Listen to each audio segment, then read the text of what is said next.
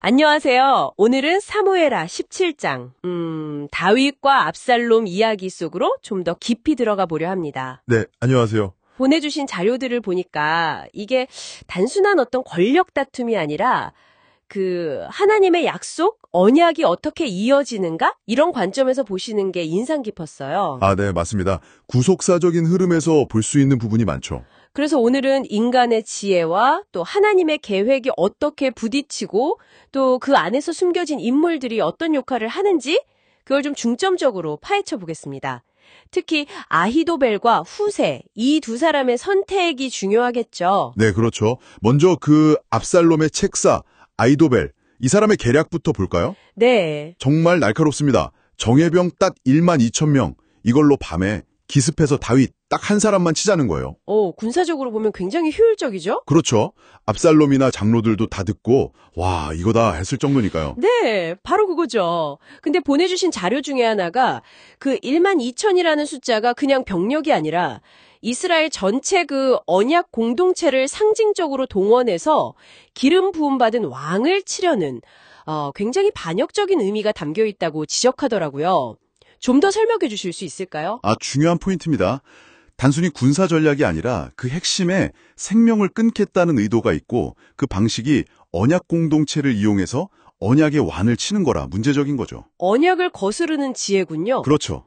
다윗과 그 가문에 주신 하나님의 약속, 이게 언약인데 아히도벨의 지혜는 이걸 완전히 배제한 거예요.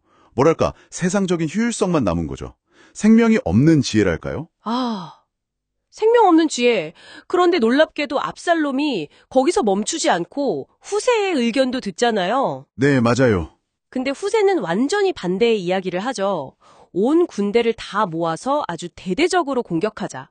이건 시간도 오래 걸리고 비효율적으로 보이는데 말이죠. 겉으로 보기엔 그렇죠. 후세의 전략이 압살롬의 그런 영웅 심리, 자존심, 이런 걸 좀 교묘하게 자극한 면도 있고요. 아하. 하지만 이게 받아들여진 진짜 결정적인 이유는 그 성경 14절에 명확히 나와 있거든요. 여호와께서 압살롬에게 화를 내리려 하사 아히도벨의 좋은 계략을 물리치라고 명령하셨음이더라. 그러니까 하나님의 직접적인 개입. 바로 그거죠. 인간의 계산이나 지혜를 넘어서는 하나님의 주권적인 역사가 있었던 겁니다. 자료들에서도 이걸 애굽왕 바로의 마음을 완악하게 하신 거나 가룟 유다의 배신 뒤에 숨겨진 하나님의 구원 계획이랑 연결해서 보기도 하죠.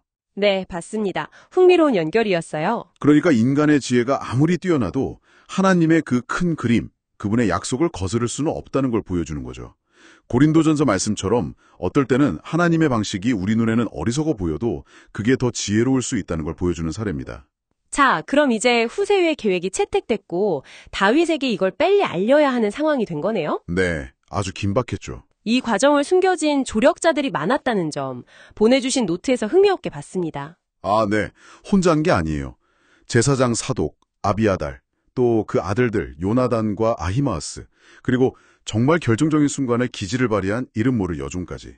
와, 보이지 않는 연결망이 있었군요. 네. 특히 그 우물의 두 청년을 숨겨준 여인의 순종과 지혜는 정말 다윗의 생사를 갈랐다고 볼 수 있죠.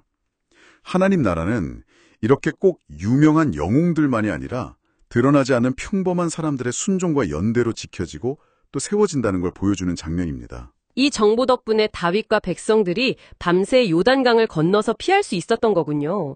정말 아슬아슬했네요. 네. 근데 여기서 또 중요한 통찰은 다윗이 길을 만든 게 아니라는 거죠. 하나님께서 이미 열어두신 길을 그냥 따라 건넌 거예요. 마치 홍해를 건널 때처럼요. 그렇죠. 출애굽이라 여리고성 무너뜨릴 때처럼 절망적인 상황에서도 하나님이 먼저 길을 내신다는 걸 보여주는 거죠.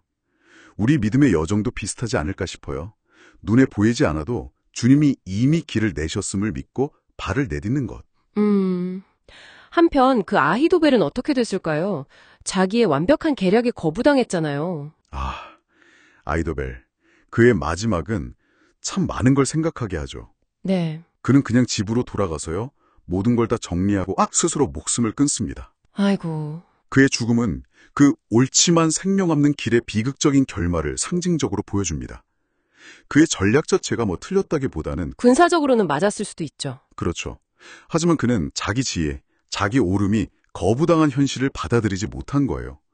왜냐하면 그에게는 내가 옳아야 한다는 그 사실이 왕이나 하나님의 언약보다 더 중요했던 거죠. 아, 언약을 떠난 지에 왕을 떠난 지에는 결국 자기를 파괴하는군요. 네, 가룟 유다의 마지막과도 좀 비슷하게 느껴지죠.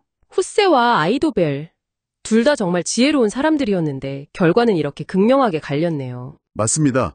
후세는 눈앞의 권력, 그러니까 압살롬이 아니라 보이지 않는 하나님의 약속, 그 언약을 선택했기에 결국 공동체를 살렸고요. 아이도벨은 자기 지혜와 의에 갇혀서 스스로 무너진 거죠. 결국 내가 옳다가 아니라 주님이 옳으시다 라는 고백, 그리고 그분 곁에 머무는 게 중요하다는 말씀이시군요. 네. 옳은 사람이 되는 것보다 어쩌면 살리는 길을 선택하는 지혜가 우리에게 더 필요한 것 아닌가 싶습니다. 오늘 사무엘하 17장을 통해서 혼란 속에서도 하나님의 언약은 신실하게 이어지고 때로는 우리의 계획을 넘어서고 또 때로는 이름 없는 이들의 순종을 통해 그분의 뜻이 이루어진다는 것을 다시 한번 확인했습니다.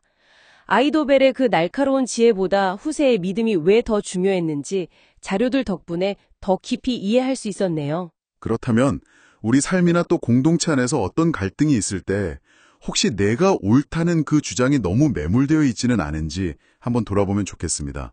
아이도벨처럼 자기 논리에 갇히기보다 후세처럼 좀 더 큰 그림, 그러니까 하나님의 마음과 우리 공동체를 먼저 생각하는 선택은 뭘까 고민해보는 거죠. 마지막으로 이런 질문을 한번 던져봅니다. 혹시 지금 당신의 삶이나 또 속한 공동체 안에 잘 보이지는 않지만 묵묵히 하나님의 뜻을 이어가고 있는 그런 숨겨진 후세나 이름 없는 여인은 없을까요? 그리고 어쩌면 하나님께서는 바로 당신을 통해 그분의 보이지 않는 역사를 지금 써내려가고 계신 것은 아닐까요?